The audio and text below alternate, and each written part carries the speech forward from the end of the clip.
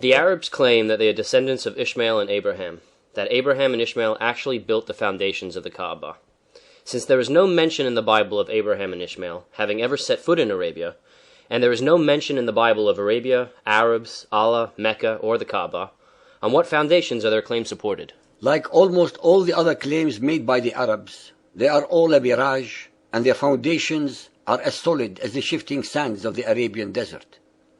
Before Muhammad and his Quran, the pagan Arabs had absolutely no knowledge of Abraham, Ishmael, or any other biblical character.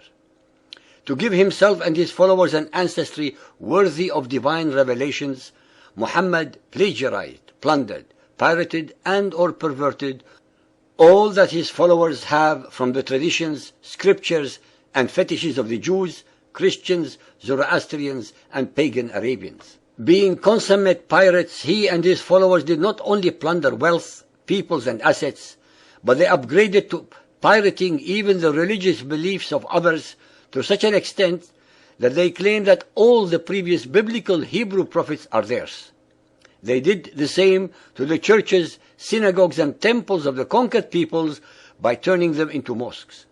For 300 years after the death of Muhammad, his followers were able to concoct all the traditions that allegedly connected the Arabs to Ishmael and Abraham.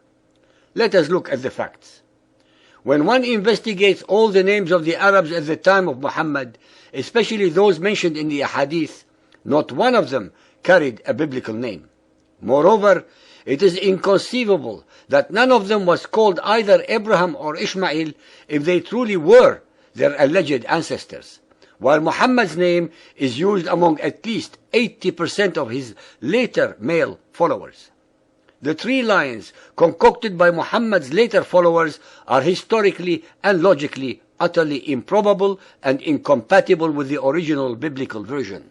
Nowhere in all the poetry of pagan Arabia were Abraham or Ishmael mentioned.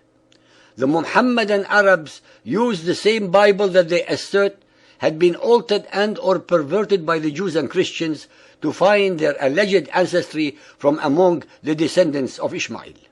Not only are these so-called descendants not mentioned anywhere in Arabic folklore prior to Muhammad, there are of course no documents of any kind to back up their fanciful and imaginary ancestral tree. Moreover, the ahadith themselves are at substantial variance with each other. According to Arab historians, there are allegedly three types of Arabs. One, Al-Arab al-Abba'ida, those original Arabs who had been destroyed by Allah for their unbelief, such as Al-Ad and Thammud. Two, Al-Arab al-Arabiya, who are the original Arabs of the peninsula descended from the line of Shem, Arphaxad, Shelah, Eber, Yaqtan, Jurhum. Three, Al-Arab al-Musta'riba, who are the Arabized descendants of the Hebrew Ishmael and Ra'la, daughter of Burad al-Jurhumi, through Adnan and Ma'ad. As can be seen, most of the names are plagiarized from the Bible and Arabized to make them sound original and authentic, which of course they are neither. According to their alleged traditions, Ishmael ended up marrying an Arabian woman and was taught Arabic by the Jurhum tribe who adopted him. They had to teach him Arabic because his native language was Hebrew. Hence Muhammad and his followers are descended from the Hebrews and are in fact not pure Arabs. It took Muhammad's followers almost 300 years of plagiarism and fraudulence to create a worthy ancestry for him and for themselves. Not one of each is based on any solid fact, either documentary or folkloric, only wishful and fanciful thinking.